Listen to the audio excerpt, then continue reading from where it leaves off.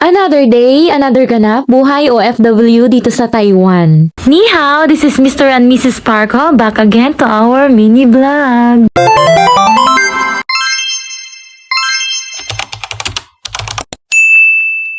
So, ayun na nga, for today's ganap, nagmamadali kaming umalis dahil parating na yung bus. Hindi namin ngayon gagamitin yung motor namin dahil may kasama kaming lalabas. Ang ate Nicole dahil birthday niya, kaya nagmamadali yung asawa ko kasi baka maiwanan kami nung bus. Ngayon na nga lang ulit kami magbabas sa tagal na ng panahon. Palagi kasi kaming nakamotor. Kaya tong asawa ko, nahihilo na daw siya kapag sumasakay kami ng bus. Pero hindi siya pwedeng mag-inarte, kailangan niyang mag-bus. At wala naman siyang choice.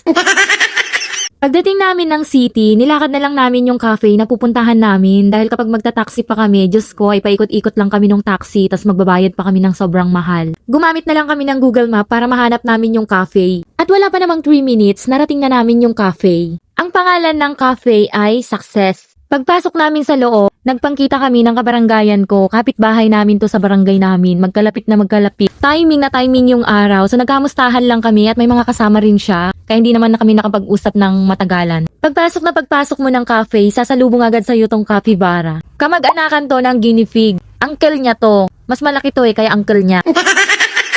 Yung origin ng animals na to, is sa South America. Ayaw niya doon sa Amerika, kaya dito siya pumunta sa Taiwan.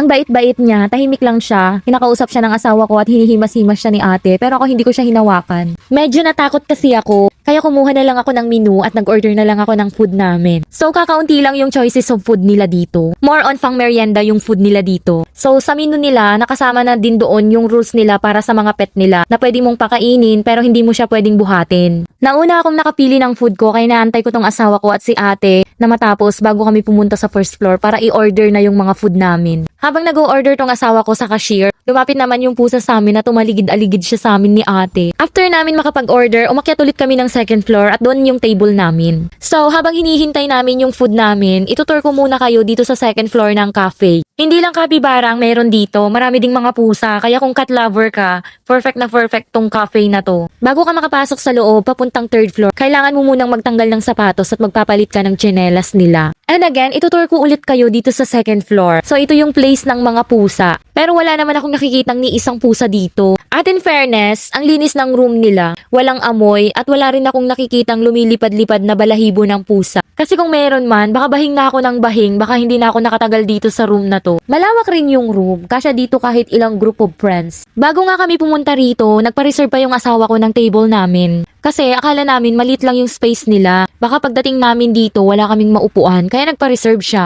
Pero pagdating namin dito, malawak naman pala yung space nila. Marami silang table. Hanggang third floor pala yung cafe nila. So, tara na sa third floor. So, dito lang pala namin makikita yung pusa sa third floor. So, ganun lang din. Mga table lang din yung nandito sa third floor. At dito rin pala nakapwesto sila Ate Janice, yung taga sa amin, nakabaranggayan ko. At ito pala yung nagmamay-ari ng cafe. At ito yung assistant niya. Sabi niya sa amin, anong sadya nyo dito at naparito kayo? Busy pa ako, hindi ko pa kayo mahaharap. Pupuntahan ko na lang kayo mamaya sa lamesa nyo. For now, i-explore nyo muna yung place and enjoy!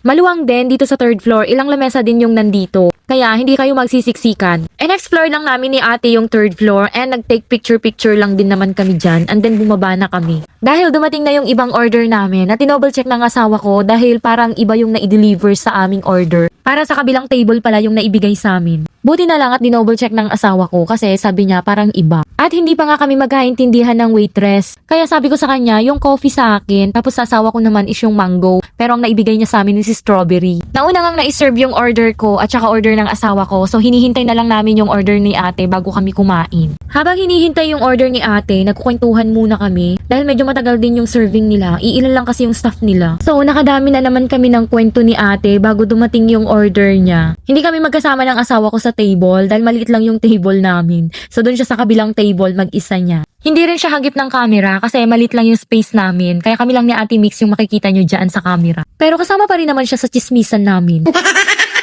Walang kasawa ang chismisan, to the max na naman. Lumabas na yung CEO ng cafe. Ito na siya.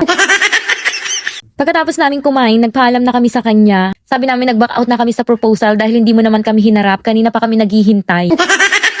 Pagbaba namin, nasa labas din yung kapibara, pinagkakaguluhan din siya. Hindi na rin ako nagkaroon ng chance para hawakan siya kasi ang daming taong nakapalibot sa kanya. Kaya lumabas na kami at dediretso kami ng mall dahil ibibili daw ng asawa ko yung binigay ko sa kanyang 3,000 na commission niya sa Facebook. For part 2 na yun ng video ko kasi sobrang haba na ng video ko ngayon. Yun lang, bye!